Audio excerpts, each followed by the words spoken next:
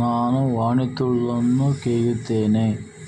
ವಾಣಿ ನನಗೆ ತುಳು ಕೊಟ್ಟ ಅನುಭವವನ್ನು ನಿಮಗೆ ಹಂಚಿಕೊಳ್ಳುತ್ತೇನೆ ನಿಮ್ಮ ಜೊತೆಯಲ್ಲಿ. ನನಗೆ ವಾಣಿ ಎಂದರೆ ತುಂಬ ಇಷ್ಟ. ಅವಳ ತುಳಿಯಿಂದ ಬರುವ ಉಚ್ಚೆಯನ್ನು ಕುಡಿಯುತ್ತಿದ್ದೇನೆ. ನೀವು ಬಂದು ಸಬ್ಸ್ಕ್ರೈಬ್ ಮಾಡಿ.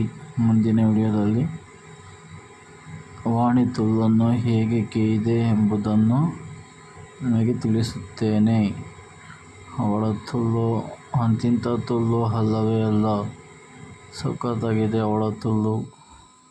ಅವಳ ತುಳಿಯಿಂದ ಬರುವ ಉಚ್ಚೆಯನ್ನು ಕುಡಿದು, ಸವಿದು, ಕೇಯ್ದು ಬಸುರಿ ಮಾಡುವ ಕಥೆಗಳನ್ನು ನಿಮಗೆ ಹೇಳುತ್ತೇನೆ. ಪ್ಲೀಸ್ ನನ್ನನ್ನು ಸಬ್ಸ್ಕ್ರೈಬ್ ಮಾಡಿ, ನನ್ನ ಫಾಲೋ ಮಾಡಿ.